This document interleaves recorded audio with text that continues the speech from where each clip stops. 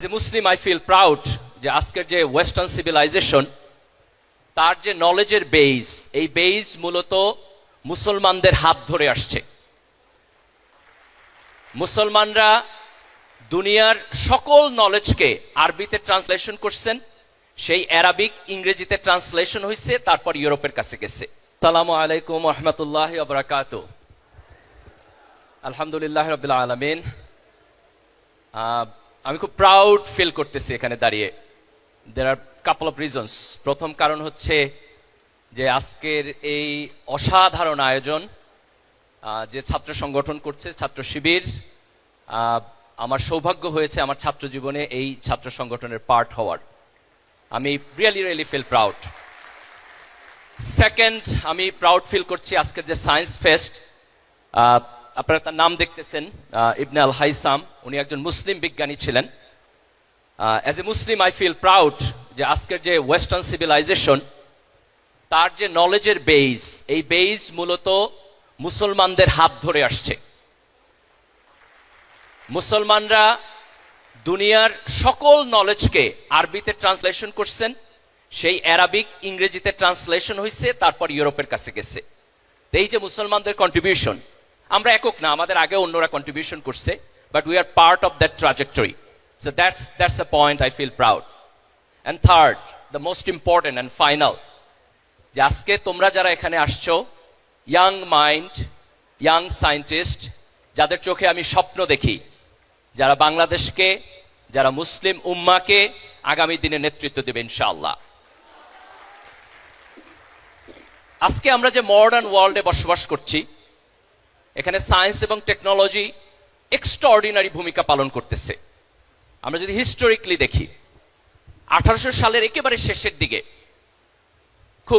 খুব break through একটা invention হয়েছে, যে মানুষ সর্বপ্রথম কিভাবে ভ্যাকসিন আবিষ্কার করতে হয় সেটা শিখেছে। স্মল পক্সের ভ্যাকসিন 1796 এর দিকে একজন ব্রিটিশ ভদ্রলোক আবিষ্কার করেছেন। এটা খুব সারপ্রাইজিং, আজকের দুনিয়াতে কোথাও স্মল পক্স নাই। কিন্তু if you go 17th century Europe, প্রতি বছর প্রায় 400,000 পিপল স্মল পক্সে মারা যেত। ব্রিটিশরা যখন আমেরিকাতে কলোনি করছে, আমেরিকার যারা নেটিভ লোক ছিল তাদের ওইখানে স্মল পক্স ছিল না।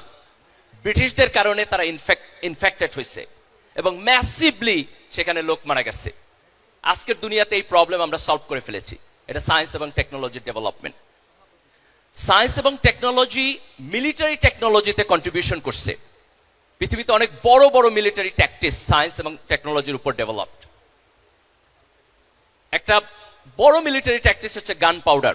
আমরা যদি 1400, 1500, 1600 এই সময়ের হিস্ট্রি দেখি, অটোমান এম্পায়ার যখন হচ্ছে আজকের ইস্তাম্বুল, কনস্টান্টিনোপল, এটা যখন ইস্টার্ন রোমানদের কাছ থেকে তারা বিজয় লাভ করেছে, এই ইস্তাম্বুল হচ্ছে তারা তখন সিজ করে রাখছে।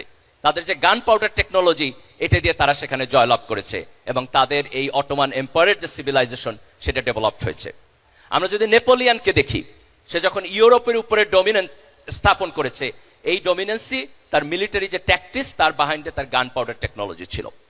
তো সায়েন্স এবং টেকনোলজি দুনিয়াতে যে সমস্ত জাতি আছে তাদের কম্পিটেন্সি, তাদের ডেভেলপমেন্ট, তাদের ভালো কাজ, এই সব কিছুর পিছনে একটা পাওয়ার হাউস।